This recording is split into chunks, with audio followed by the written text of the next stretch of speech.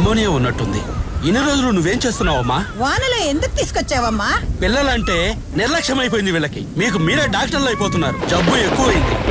నీ కొడుకుని సిటీకి తీసుకెళ్ళకపోతే బతకడు.